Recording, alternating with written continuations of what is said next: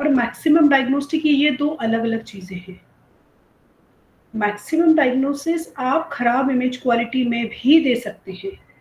मान लीजिए आपकी इमेज क्वालिटी तो बहुत अच्छी है, लेकिन आपकी पोजीशनिंग खराब है, पेशेंट की ब्रीदिंग मूवमेंट है वो ब्लर हो गया, पोजीशन आपके जो अदर टेक्निकल फैक्टर्स हैं जैसे आपका KVMA वो गड़बड़ हो गया, आपकी एक्सरे ट्यूब का एंगल खराब हो गया, तो वो भी तो जरूरी है। तो सिर्फ एक, इसलिए बहुत सारे पैरामीटर होते हैं इमेज क्वालिटी को इफेक्ट करने के लिए, it's not only the one parameter. सिर्फ एक ही पैरामीटर नहीं होता है इमेज क्वालिटी को, बहुत सारे पैरामीटर्स होते हैं और सारे पैरामीटर्स को हमें ध्यान में रखना होता है कि कोई एक भी डिसबैलेंस हुआ, हम किसी को कॉम्प्रोमाइज कर सकते हैं, लेकिन किसी के साथ हम बिल्कुल कॉम्प्रोमाइज नहीं कर सकते। कुछ चीज़ें तो हमारी कॉम्प्रोमाइज हो जाती है कि चलो ठीक है इतना 19-20 चलेगा, लेकिन कुछ चीज़ों के साथ हम बिल्कुल कॉम्प्रोमाइज नहीं कर सकते, जैसे KVMA है, ठीक है। अब मान लीजिए हाई MA पे आपकी बहुत अच्छी इमेज क्वालिटी होती है, लेकिन हम अननेसेसरी हाई रेडिएशन नहीं दे सकते पेशेंट को, क्योंकि MA जैसे जैसे आप बढ़ाते जाएंगे रेडिएशन डोज वैसे ही बढ़ता चला जाएगा। हेलो, कौन? हेलो, हाँ। So there is a lots of many factors. So sometimes we can compensate or we can adjust or compromise, but sometimes or some of the factors we cannot compromise. कुछ factors में हम बिल्कुल भी compromise नहीं कर सकते। तो पहले हम ये थोड़ी सी इमेज क्वालिटी का थोड़ा सा लंबा है ये चैप्टर, ठीक है, लेकिन हर एक फैक्टर को, हर एक चीज़ को बहुत ध्यान से सुनिए, बहुत क्योंकि हर एक फैक्टर की अपनी वैल्यू है। तो देखिए जो आपकी इमेज क्वालिटी है वो 3 कैटेगरी में, अभी हम एक मोटा-मोटा कैटेगरी कर रहे हैं, ठीक है? कि आपकी जो इमेज क्वालिटी है मोशन के ऊपर है। मान लीजिए आपकी फैक्टर्स बहुत अच्छे हैं और आपने बेस्ट मटेरियल आपने यूज़ किया हुआ है, आप बहुत अच्छे डिटेक्टर्स यूज़ कर रहे हैं, आपकी जो अलाइनमेंट है, सेंट्रल बीम है, टेक्निकल फैक्टर है, वो सारे परफेक्ट हैं। लेकिन क्या हुआ, पेशेंट मूव कर गया, समझ रहे हैं? पेशेंट मूव कर गया कि भाई सांस ब्रीथ ले गया या फिर हिल गया ड्यूरेशन रेडियोग्राफी, तो आपकी एक्सरे इमेज खराब हो गई। दूसरा, अगर मान लीजिए पेशेंट की मोशन भी फिक्स्ड है और मटेरियल भी आपका बहुत अच्छा है, ज्योमेट्री क्या है, आपने एंगुलेशन सही नहीं लिया एक्सरे ट्यूब का, या सेंट्रल बीम में खराबी हो गई, या कहीं आपकी कुछ मिस अलाइनमेंट हो गई, यानी कि आपकी जो रेडियोग्राफिक ज्योमेट्री है वो खराब हो गई, तो आपकी इमेज क्वालिटी खराब हुई, ठीक है। दूसरा आपका मटेरियल, मान लीजिए कि आपकी पेशेंट भी मूवमेंट नहीं है, बिल्कुल एकदम स्टेबल है, आपने ज्योमेट्रिकल भी लिया, लेकिन आपके डिटेक्टर या आपकी जो मटेरियल कन्वर्जन है, या मान लीजिए आपकी जैसे एक क्वालिटी की बात करें तो एक्सरे फिल्म की क्वालिटी बहुत ही पुराने ज़माने की है, ठीक है, तो भी आपकी इमेज क्वालिटी खराब हो जाएगी। तो ये तीनों फैक्टर बेसिकली क्या है, रिकॉर्डिंग डिटेल्स में आपके तीनों फैक्टर बिल्कुल परफेक्ट होना चाहिए। पेशेंट मूव नहीं होना चाहिए, ज्योमेट्रिकल कोई भी आर्टिफैक्ट्स नहीं होने चाहिए, और जो आपका डिटेक्टर मटेरियल है, डिटेक्टर मटेरियल की मटेरियल देखिए, इसमें सिर्फ material is not only about the detector, यहाँ हम एक्सरे फिल्म के मटेरियल की भी बात कर रहे हैं, दोनों के मटेरियल, डिटेक्टर की भी इसलिए बात कर रहे हैं क्योंकि हम डिजिटल एक्सरे की बात कर रहे हैं, लेकिन अगर आप CR की बात करोगे तो उसमें भी आपका PSP प्लेट आ जाएगी और आपका प्रोसेसिंग सिस्टम हो जाएगा। अगर आप DR की बात करोगे तो उसमें डिटेक्टर मटेरियल आ जाएगा, और नॉर्मल फिल्म की बात करोगे तो वहाँ पे फिल्म का मटेरियल आएगा। तो मटेरियल तीनों अलग-अलग तरह के हैं। फिर ज्योमेट्री में आप देख रहे हैं फोकल स्पॉट है और आपका डिस्टेंस है, अगर पेशेंट का डिस्टेंस आप घटा बढ़ा रहे हैं तो भी इफेक्ट करेगा, फोकल स्पॉट घटेगा बढ़ेगा तो भी इफेक्ट करेगा। Object image distance OID, object image distance और सोर्स इमेज डिस्टेंस दो अलग अलग चीजें हैं, दोनों में कभी कंफ्यूज नहीं होना। ऑब्जेक्ट बोले तो हम पेशेंट को मानते हैं, पेशेंट से लेके आपका, बहुत से लोग इसको इमेज, देखिए ऑब्जेक्ट इमेज रिसेप्टर भी बोलते हैं, ठीक है, ORD भी बोलते हैं, रिसेप्टर भी किसी किसी बुक में या कहीं टर्मिनोलॉजी में यूज करते हैं। सोर्स मतलब जहां से आपकी, ऑब्जेक्ट का मतलब क्या हुआ, जहां पेशेंट है, और सोर्स मतलब क्या हुआ कि सोर्स मतलब आपका जहां पे एक्सरे है, ठीक है। लेकिन कहीं कहीं इसको रेडियोथेरेपी में एसआईडी को, ठीक है, एसआईडी में, एसआईडी क्या होता है, ये एसएसटी बोलते हैं रेडियोथेरेपी में, उसको बोलते हैं सोर्स टू स्किन डिस्टेंस। वहां पे हम स्किन का डिस्टेंस मेजर करते हैं, यानी कि जहां पे रेडिएशन पड़ रही है। तो रेडियोथेरेपी में थोड़ा सा कॉन्सेप्ट अलग होता है। अगर आपको आइडिया, अगर मैं थोड़ा सा थेरेपी के बीच में मैं बता देती हूँ कि थेरेपी में रेडिएशन काम कैसे करता है। देखिए, हम लोग जैसे नॉर्मली रेडिएशन एक्सरे देते हैं, तो जो फ्रंट सरफेस होती है, फ्रंट सरफेस पे क्या होता है, रेडिएशन सबसे हाईएस्ट होता है, और बैक तक जाते जाते वो रेडिएशन की इंटेंसिटी कम होती जाती है। लेकिन रेडियोथेरेपी में कॉन्सेप्ट ये नहीं है। रेडियोथेरेपी में डेप्थ में जाके, जो भी पेशेंट के ट्यूमर की डेप्थ है, वहां पे जाके 100% रेडिएशन होता है, यानी कि स्किन पे कम होता है। जैसे जैसे रेडिएशन पेनिट्रेट करता जाएगा, उसकी रेडिएशन की जो 100%, हमारा तो मेन टारगेट ट्यूमर को मारना है ना, ट्यूमर को किल करना है। तो हम ट्यूमर कोई भी डिस्टेंस का हो, तो हम इसीलिए थेरेपी का कॉन्सेप्ट बिल्कुल अलग है। इसलिए अगर आप लोगों ने ध्यान दिया हो, तो पहले ये रेडियोग्राफी वाले भी लोग थेरेपी में चले जाते थे, लेकिन अब बीएससी रेडियोथेरेपी बिल्कुल अलग होता है।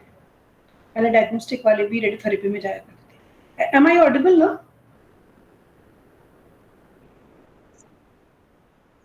Yes ma'am. सो वो रीजन यही है क्योंकि रेडियोथेरेपी के जो कॉन्सेप्ट्स होते हैं, जो प्रिंसिपल होते हैं, वो रेडियोग्राफी से कुछ चीजें सेम होती हैं, लेकिन काफी हद तक चीजें थेरेपी में अलग होती हैं। इसलिए रेडियोथेरेपी को बिल्कुल अलग कर दिया गया है।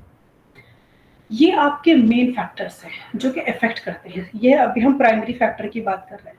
प्राइमरी फैक्टर में आपका केवीपी आ गया, एमएस आ गया। टेक्निक सिलेक्शन टाइम, आप कौन सा सिलेक्शन टाइम कर रहे हैं, आप टाइम ज़्यादा ले रहे हैं, कम ले रहे हैं। मान लीजिए आपने केवीपी एमएस तो ऑप्टिमम ले लिया, लेकिन सिलेक्शन टाइम आपने बहुत कम या ज़्यादा ले लिया, तो भी आपकी इमेज क्वालिटी खराब हो जाएगी। मोशन, मोशन यहाँ पे दोनों आ जाएंगी। मान लीजिए पेशेंट तो स्टेबल है, बट आपकी ड्यूरेशन, एक्सरे ट्यूब स्क्रू ढीला हो गया या मूव कर गई हल्की फुल्की भी, तो आपकी मोशन में दोनों खराब हो जाएगी। ऑब्जेक्ट अनशार्पनेस, अच्छा, ऑब्जेक्ट अनशार्पनेस के बहुत सारे रीजन होते हैं। अनशार्पनेस के फॉग भी होता है उसमें, जो इमेज फॉग बोलते हैं, और उसका ज्योमेट्रिकल रीजंस भी होते हैं इमेज अनशार्पनेस होने के। Focal spot, fine focal spot होगा तो इमेज शार्प होगी, मोटा फोकल स्पॉट होगा यानी कि लार्ज फोकल स्पॉट होगा तो वो थोड़ा ब्लर या मैग्नीफाइड होगा। सोर्स टू इमेज डिस्टेंस, यानी कि अगर आप देखिए, सोर्स टू इमेज यानी कि सोर्स जहां आपकी एक्सरे प्रोड्यूस्ड हो रही है, इमेज जो आपकी इमेज रिसेप्टर है। अच्छा, एक चीज और बताइए, यहाँ पे बड़ा माइक्रोस्कोपिक सी बात है। हम यहाँ इमेज, जैसे एसआईडी लिखा हुआ है, सोर्स टू इमेज डिस्टेंस, तो इमेज का मतलब आपकी कैसेट हुई या उसके अंदर की फिल्म हुई, या मान लीजिए पीएसपी प्लेट हुई, अगर हम पीएसपी प्लेट की बात करें तो। मैम फिल्म और पीएसपी प्लेट ही होगी। हाँ, क्योंकि जो अपर सरफेस होती है वो इमेज नहीं होती है। इमेज जो है, यानी कि अगर आपने मान लीजिए अगर आपने एसआईडी जो लिया है वो 100 सेंटीमीटर लिया है, तो जो 100 सेंटीमीटर डिस्टेंस है, जनरली हम क्या करते हैं ना, हम कैसेट से लेके नाप लेते हैं एक्सरे ट्यूब को कि भाई यहाँ से 100 सेंटीमीटर आ रहा है, बट वहां पे 2 से 3 सेंटीमीटर का फर्क होगा, क्योंकि इमेज का मतलब आपकी एक्सरे फिल्म से है। इसलिए नेक्स्ट टाइम कभी भी आप 100 सेंटीमीटर या आपकी जो भी रिकमेंडेड डिस्टेंस है, आप उसमें 2-3 सेंटीमीटर का कंपनसेट करके चलें, क्योंकि वो आपकी, जैसे पीएसपी प्लेट है, तो पीएसपी प्लेट अगर मान लीजिए 100 सेंटीमीटर है, तो वो 90 सेंटीमीटर होगी, क्योंकि आपकी, या 101 सेंटीमीटर।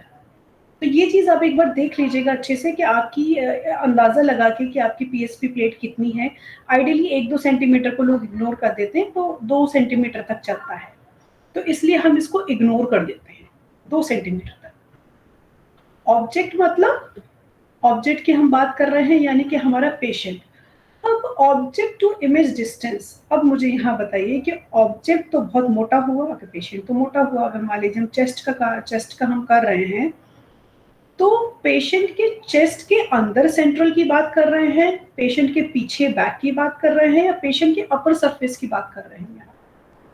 ये बहुत छोटी चीजें हैं, बहुत माइक्रोस्कोपिक चीजें हैं, जो कि आपकी प्रैक्टिकल लाइफ में, ये जब आप अगर हायर स्टडीज में या गवर्नमेंट के एग्जाम्स में जाते हैं, वहां काम आती है। यहाँ ऑब्जेक्ट से क्या मतलब है, ये बताइए। मैम पेशेंट का सेंटर जो होता है वो।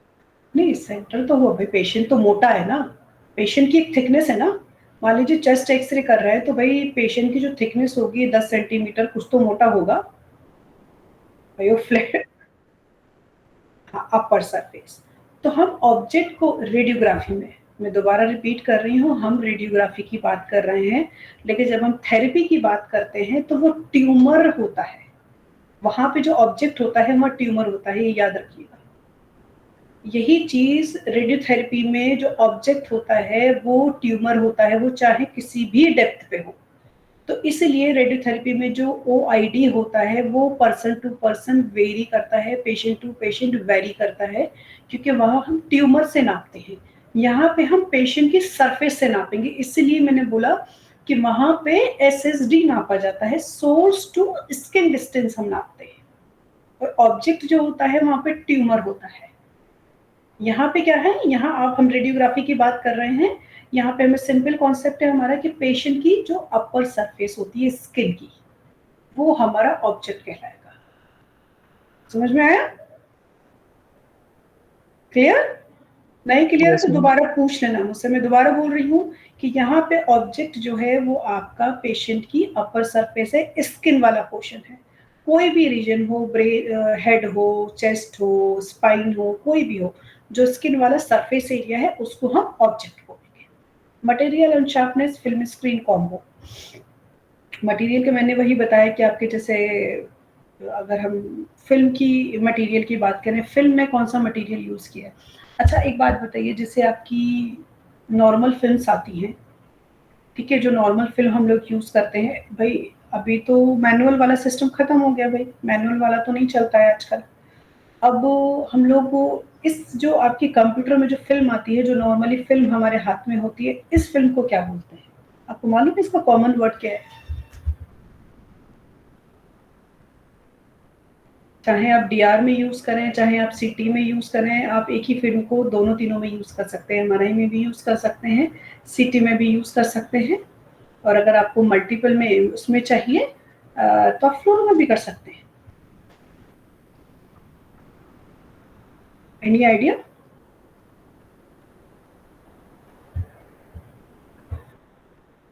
हम्म, क्या बेटा?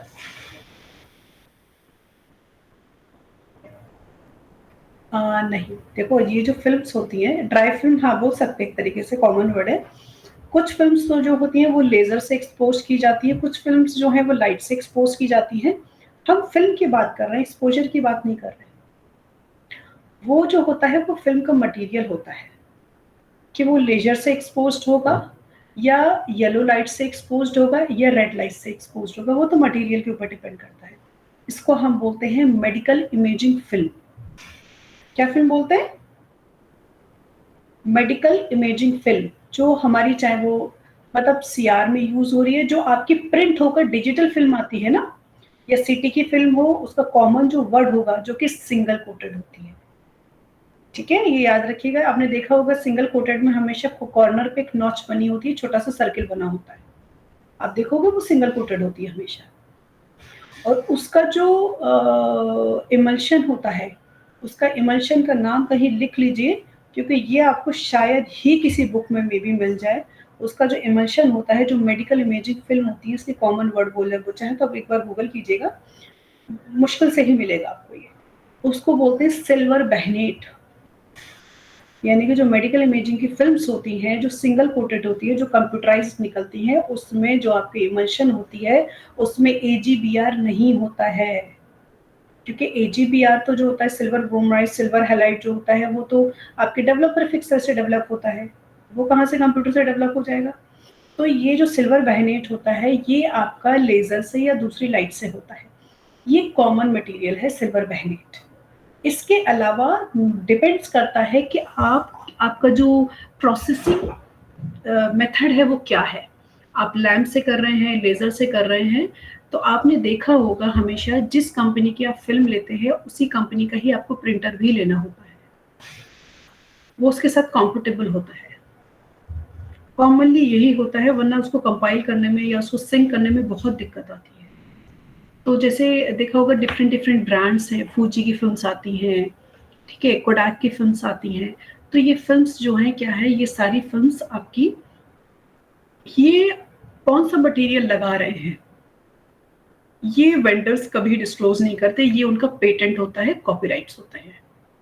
ये छोटी सी चीज है, लेकिन जर्नल में बता रही हूँ, जर्नली जो होता है, जैसे AGBR होता है नॉर्मल फिल्म में, लेकिन उसमें एक्टिवेटर क्या मिला रहे हैं वो ब्रांड्स टू ब्रांड्स वेरी करता है। उसी की बिना पे आपकी फिल्म की स्पीड, फिल्म की क्वालिटी डिसाइड करती है।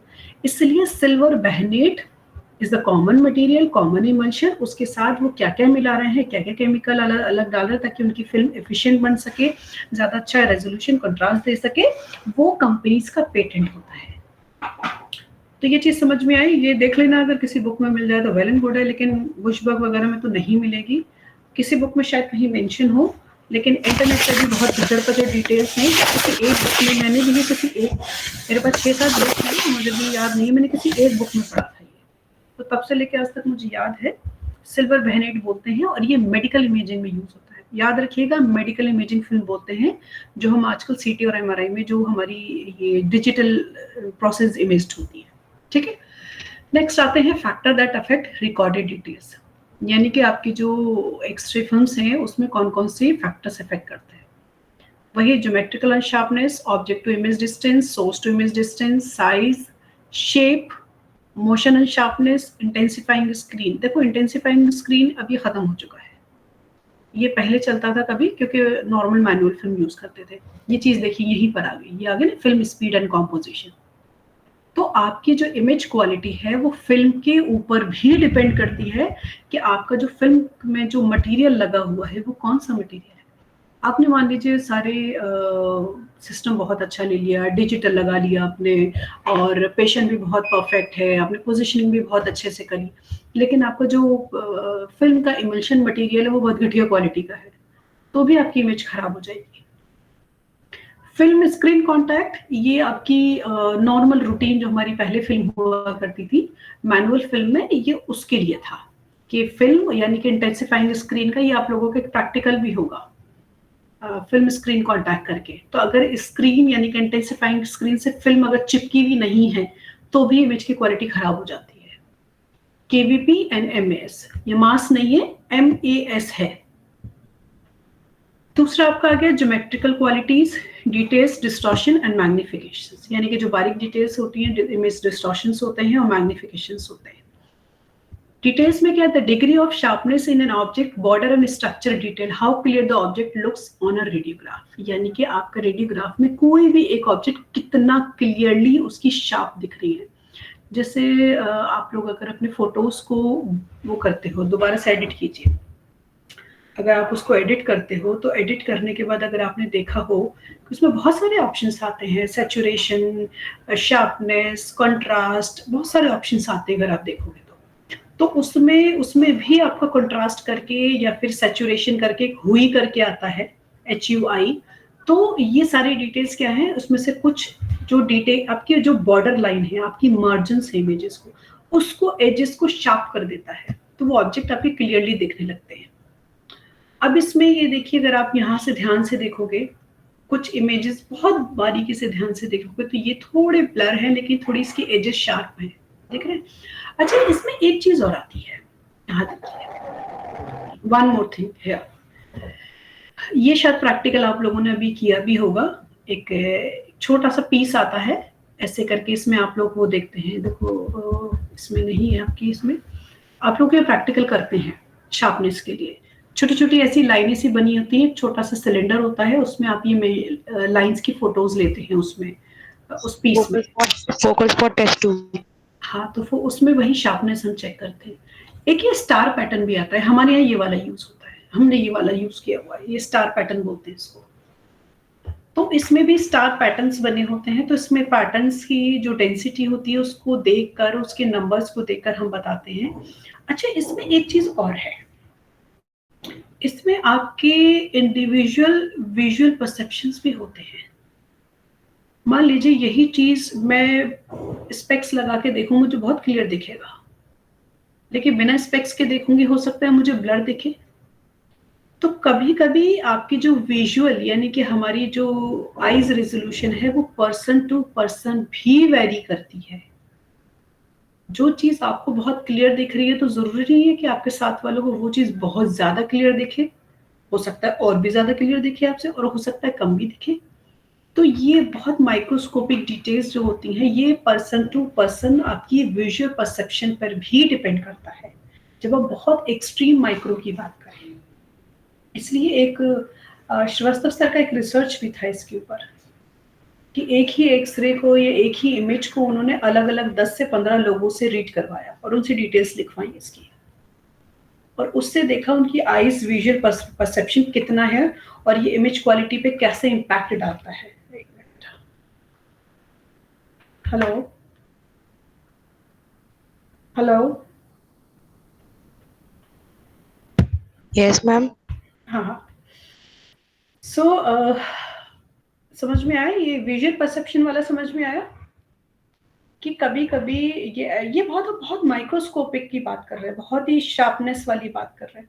जैसे मान लीजिए आप लोगों की एज है, ठीक है, आप लोग यंग हो, और एक 50 साल या 40 साल पुराने बंदे से बोला जाए कि भाई आप इसकी इमेज की क्वालिटी बताइए, तो फर्क बताएगा। एक मिनट। अच्छा, हेलो। हाँ जी। हेलो।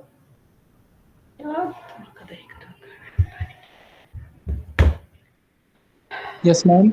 नहीं बेटा, अब देखो मैं यहाँ से एक एक एग्जाम्पल है। अरे भाई ये कौन है, दिमाग खराब करके रखा हुआ है इसने।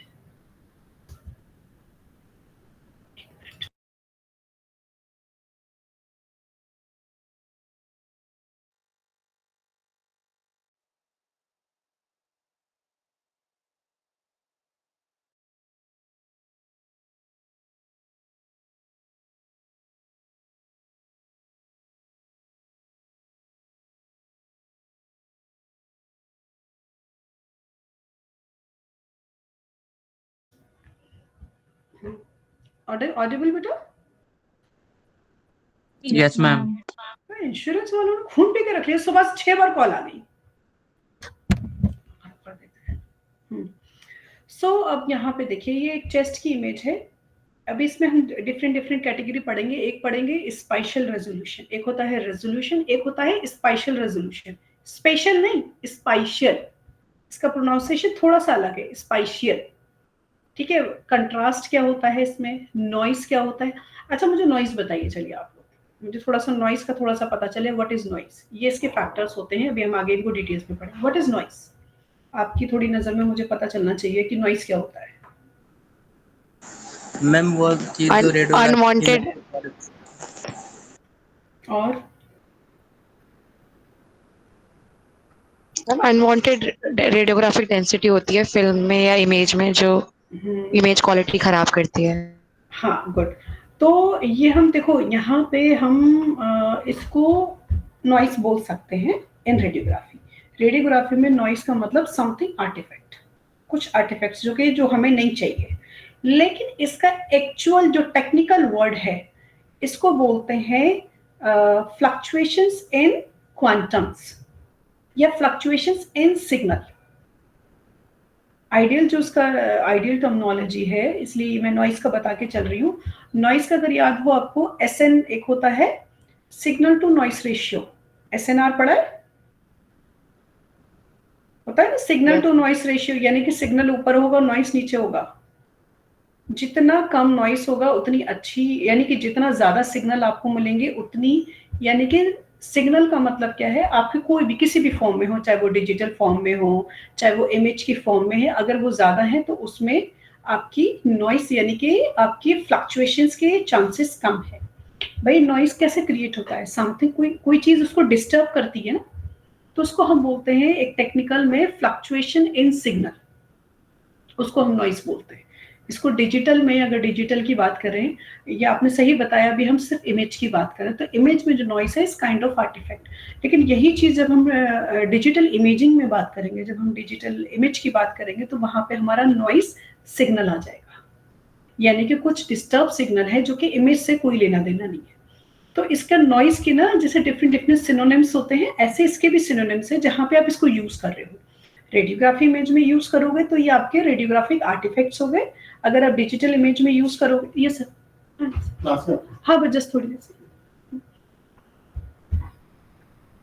आप अगर आप इसको डिजिटल में यूज करोगे, क्योंकि डिजिटली जो इमेज बनती है वो आपकी सारी सिग्नल से इमेज बनती है। डिजिटल इमेज होती है उसमें टोटल सिग्नल्स होते हैं आपके, क्योंकि वो सिग्नल से ही प्रोसेस होगी तो आगे जाके इमेज बनेगी। फिर है आपके factor affecting density, patient thickness. अब हम एक फैक्टर को हम डिस्कस करते जाएंगे। फैक्टर अफेक्टिंग ये थोड़ी सी वास्ट है, लेकिन इसमें इतने पैरामीटर्स कवर है कि आपको एटलीस्ट सारी चीजें बहुत अच्छे से क्लियर हो जाएगी।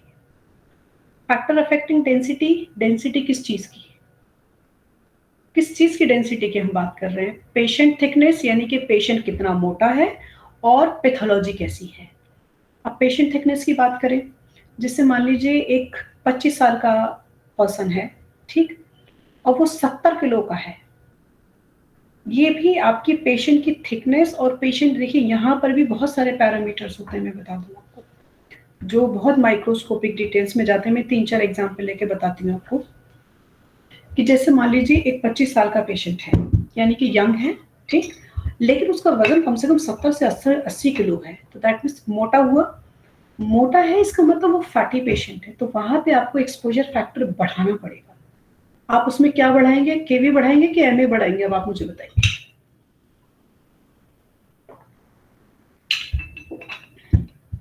बताइए। केवीपी। केवीपी क्यों? इंटेंसिटी ज्यादा होगी तो फिर बॉडी में जा सकती है ना। हाँ, नहीं, हमें इंटेंसिटी क्यों बढ़ानी है, केवी क्यों बढ़ाना है? तो केवी क्या करता है, वो पेनिट्रेशन बढ़ाता है। पेनिट्रेशन बढ़ जाएगा तो ही तो फिल्म के पास पहुंच पाएंगे पहुंच फोटॉन्स। पाएगा। आपने क्या किया, एमए बढ़ा दिया और केवी माइका में ही रखा, तो वो तो सारा का सारा फैट में हो जाएगा ना उसके। लेकिन हमें क्या करना है, अपनी रेडिएशन को लंग्स तक पहुंचाना है, तो हम क्या करेंगे, उसकी पेनिट्रेशन को बढ़ाएंगे। तो मोटे पेशेंट के लिए हम क्या करेंगे कि मोटे पेशेंट के लिए हमको केवी इंक्रीज करना पड़ेगा। अब मान लीजिए सेम एज का पेशेंट आता है, ठीक है, 25 साल का ही कोई बंदा आता है, ठीक, या मान लीजिए 25 साल की फीमेल आती है। उस कंडीशन में आप क्या करेंगे, केवी बढ़ाएंगे, एमएस बढ़ाएंगे, या जो नॉर्मल आपके रूटीन चले आ रहे हैं क्या करेंगे? मैं फीमेल की बात कर रही हूँ, दोबारा ध्यान से सुनिए। 25 साल की फीमेल है, 50 किलो का वजन है उसका, 50-60 किलो की है, लेकिन फीमेल है। आप उस कंडीशन में क्या करेंगे? एमएस कम कर देंगे। नो, मैम रूटीन होगा शायद। रूटीन होगा, वेरी गुड, रूटीन होगा, लेकिन थोड़ा सा हम एमएस रूटीन से बढ़ाएंगे, थोड़ा सा, 1-2%। क्यों? क्योंकि ब्रेस्ट साइज की होने की वजह से, क्योंकि ब्रेस्ट के जो टिश्यूज हैं वो आपको लंग्स को कवर करेंगे। समझ गए? थोड़ा सा बढ़ाते हैं, लेकिन प्रैक्टिकली हम करते ही नहीं है। लेकिन अगर फीमेल का एक्सरे होता है या फीमेल का हम चेस्ट एक्सरे करते हैं, तो थोड़ा सा 1 फैक्टर या 2 फैक्टर हम बढ़ा लेते हैं। अगर 16 देना है तो 18 कर देंगे, या वैसे जरूरत पड़ती नहीं आइडियली। मैम ये एक चीज पूछनी थी। ये लेट्स मी कंप्लीट। ये जरूरत वहां पड़ेगी अगर फीमेल नॉर्मल है और उसका ब्रेस्ट साइज भी बिल्कुल नॉर्मल है, तो हमें बिल्कुल जरूरत नहीं है नॉर्मल रूटीन। लेकिन कभी कभी क्या होता है कि फीमेल होती तो नॉर्मल है, लेकिन ब्रेस्ट साइज उनका ओवर साइज होता है कभी कभी, तो वहां पे हमें थोड़ा सा फैक्टर बढ़ाने की जरूरत पड़ती है कुछ कंडीशंस में। मैं वही बोल रही हूँ, क्योंकि वहां पे फैटी आपके ब्रेस्ट के टिश्यूज आ जाएंगे। हाँ, अब बोलो बेटा। मैम इसमें केवीटी क्यों नहीं बढ़ा रहे? अगर फैटी नहीं पेशेंट नहीं, पेशेंट बेटा वहां फैट नहीं है ना, फैट ऑब्जेक्ट नहीं है, हमें पेनिट्रेशन की जरूरत ही नहीं है। अब यहाँ पे मैं एक केस और रखती हूँ, ये बड़े इंटरेस्टिंग से केस है बेटा। ये वही है, देखो तुम लोग यूज जीटीबी में करते हो तो वहां तो सब बराबर से चल रहा होता है, ठीक है, वहां इतना कोई नहीं होता, बस दे दो भाई जो जिसको दिया जा रहा है। लेकिन मैं प्रैक्टिकल, अगर आप जैसे आउट ऑफ इंडिया या किसी प्राइवेट हॉस्पिटल में काम करने जाओगे, बड़े बड़े हॉस्पिटल में, तो यहाँ वहाँ ये चीजें बहुत ध्यान रखी जाती है। अब मान लीजिए एक पर्सन सेम एज का आता है, 25 साल का, और वो बहुत, मतलब उसकी स्ट्रॉन्ग बॉडी, और बोल सकते हैं जिम वगैरह किया हुआ सॉलिड बंदा है। उस केस में क्या करेंगे, क्योंकि उसकी मसल्स की डेंसिटी बढ़ी हुई है, तो वहां पे भी समटाइम्स अगर वो दिख रहा है नॉर्मल सा तो जरूरत नहीं है, लेकिन उसमें भी एमएस 1-2% हम बढ़ा सकते हैं अगर डेंसिटी में लगता है कि कोई चेंजेस आ सकते हैं, वरना वो भी जरूरत नहीं होती। लेकिन इन देखो 2-3 केसेस में अगर मसल्स है, डेंस मसल्स है, या फीमेल है तो उसमें 1-2 फैक्टर का चलता है, अगर अच्छी कंट्रास्ट इमेज लेनी है, वरना अदरवाइज रूटीन में भी ठीक आता है। लेकिन मोटे पेशेंट के साथ हम कॉम्प्रोमाइज नहीं कर सकते। तो वही मैंने बताया था शुरू में कि कुछ चीज़ों के साथ हम कॉम्प्रोमाइज कर सकते हैं, कुछ चीज़ों के साथ हम कॉम्प्रोमाइज बिल्कुल भी नहीं कर सकते। तो यहाँ पे मोटे पेशेंट के साथ हमें केवी बढ़ाना ही पड़ेगा। अच्छा, दूसरी एक और कंडीशन आ जाती है, ये भी मैंने एक एग्जाम्पल फिक्स की है। एक और कंडीशन, 25 साल का ही पेशेंट है लेकिन वो बहुत बीमार है, बहुत कमजोर है, बहुत बीमार है। वहां पे यानी कि उसकी बॉडीज में उसके जो टिश्यूज है वो लूज है, तो वहां पे आप कम एमएस में भी बढ़िया इमेज निकाल लोगे। तो आपकी जो मसल्स की स्ट्रेंथ होती है वो वही पीछे वाली है। देखिए, फैक्टर अफेक्टिंग डेंसिटी, तो यहाँ पे पेशेंट की थिकनेस भी आ गई और पेशेंट के मसल्स टिश्यूज की भी डेंसिटी आ गई। तो ये बहुत छोटी छोटी चीजें हैं, बहुत छोटी छोटी, जो बुक्स में कहीं डिटेल्स वाली बुक में मिलेगी। अब बात करते हैं पैथोलॉजी की। पैथोलॉजी बहुत वैरायटी की होती है, बहुत vast of thousand of types. Pathology में 2-3 की जिक्र कर रही हूँ। जैसे एक होती है फाइब्रोटिक सिस्ट, हो गई, फाइब्रोटिक मीन सॉलिड सिस्ट, उसमें फाइबर्स भरे हुए हैं, ठीक। एक हो गई फ्लूइड फिल्ड सिस्ट, फ्लूइड में भी क्या हो गया, या तो नॉर्मल वाटर भरा हुआ है, या उसमें पस भरा हुआ है, या उसमें ब्लड भरा हुआ है, कौन से टाइप का फ्लूइड फिल्ड है। तो पैथोलॉजी भी इफेक्ट करती है आपकी। एक्सरे की डेंसिटी देखकर ही तो हम बताते हैं कि पेशेंट को स्टोन है, कि पेशेंट को सिस्ट है यहाँ पे, या पेशेंट को फ्लूइड भरा हुआ है।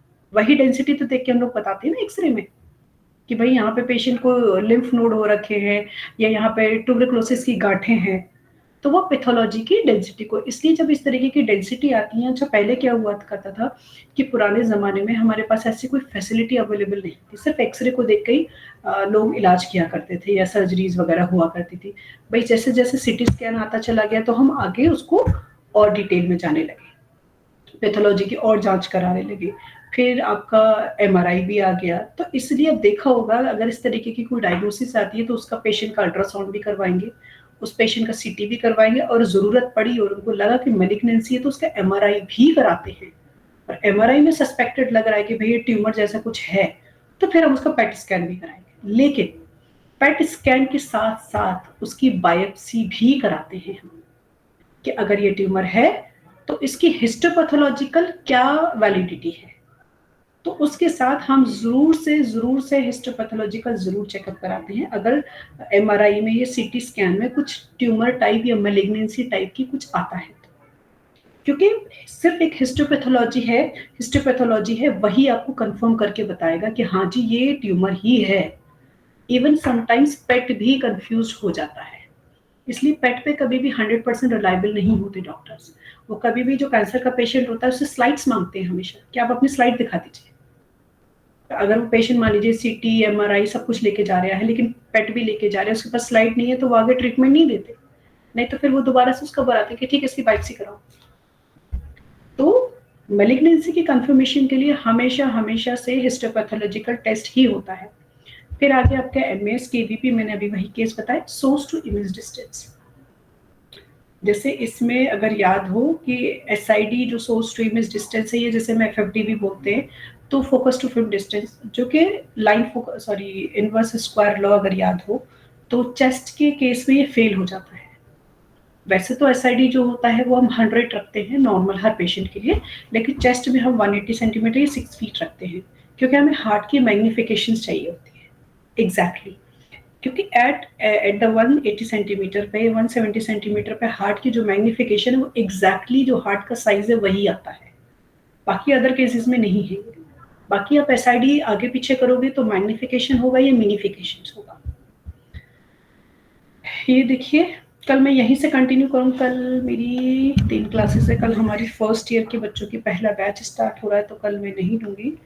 परसों आकांक्षी बेटा एक बार मुझसे कंफर्म कर लेना, ठीक है। तो हो सकता है मैं या तो 2 बजे के आसपास लूंगी क्लास, ठीक है। Yes ma'am. मुझसे एक बार कंफर्म कर लेना, क्योंकि जिस दिन 3 लेक्चर होते हैं मेरे लिए पॉसिबल नहीं हो पाता है चौथा लेक्चर ले पाना। तो जिस दिन होंगे तो मैं पर टाइम टेबल देख के मैं बता दूंगी, लेकिन कल एक बार मॉर्निंग में मुझे पिन कर लेना बेटा, ठीक है। Okay ma'am. और इसमें पीछे वाली इसमें कोई भी डाउट हो तो मुझे नेक्स्ट क्लास में पूछ लीजिएगा थोड़ा। अब तो आप लोग तो जनरेशन इतने लकी हो कि यूट्यूब पे और इतना इलेक्ट्रॉनिक मटेरियल भरा हुआ है, एक बार पढ़ा करो उस पे। आप लोग कुछ ना करो, अगर 20 रील देख रहे हो तो उसमें से 10 मिनट का टाइम निकाल के एक वीडियो देख लिया अपने स्टडी का। इतना तो टाइम निकाल ही सकते हैं ना अपनी स्टडी के लिए, क्यों? 2 घंटा अगर इंस्टाग्राम और फेसबुक चला रहे हैं तो भाई 10 मिनट एक स्टडी के एक वीडियो के लिए भी तो दे सकते हैं। तो वो आपको ज्यादा अच्छे से याद रहेगा। ये आपका वीडियो परसेप्शन हमेशा आपके लिए वैल्यूएबल होता है, ये याद रखिएगा। थ्योरेटिकल ये साइकोलॉजिकल है बेटा, कि आप जो चीज देखते हो वो चीज आपको ज्यादा याद रहती है बशर्ते के लिखने में। आपको अगर सेकंड नंबर पे आपको ऑडियो याद रहता है। देखा होगा आजकल ऑडियो बुक्स बहुत चलने लगी है कि भाई लोगों के पास टाइम नहीं है पढ़ने का तो ऑडियो बुक सुन लेते हैं। तो फर्स्ट जो पहला स्ट्रॉन्ग परसेप्शन होता है आपको याद रखने का, जो मेमोरी होती है वो होती है विजुअल। कि अगर आपने कोई एक वीडियो देख ली, जैसे मान लीजिए प्रोडक्शन ऑफ एक्सरे की वीडियो देख ली और एक दो बार देख ली, आप उसको लाइफ टाइम नहीं भूलोगे कभी भी। लेकिन अगर आप प्रोडक्शन ऑफ एक्सरे के बारे में आपने सुना है, आप सिर्फ ऑडियो सुन जा रहे हो, तो हो सकता है उसमें से कुछ चीजें याद रहें, कुछ भूल जाओ। लेकिन जब आप स्टडी करते हो, उसको किताब में पढ़ते हो, तो वो आपको 10% ही याद रह जाएगा कि हाँ कुछ होता है, कुछ कुछ आइटम से साथ स्ट्राइक करता है, आगे पीछे की चीजें भूल जाओगे। ये साइकोलॉजी है, इसमें कोई गलती नहीं है आपकी। इसलिए मैं बोल रही हूँ कि आप लोग थोड़े वीडियोज जरूर देखा करो। वीडियोज एक बार देखोगे तो आपको वो चीज जहन में भर जाएगी, तो आप लोग लिख सकते हो अपने ओन वर्ड्स में, बुकिश लैंग्वेज की जरूरत नहीं पड़ेगी फिर।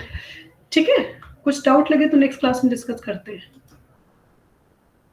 यस मैम, ठीक है, okay, thank you bye ma'am. Bye.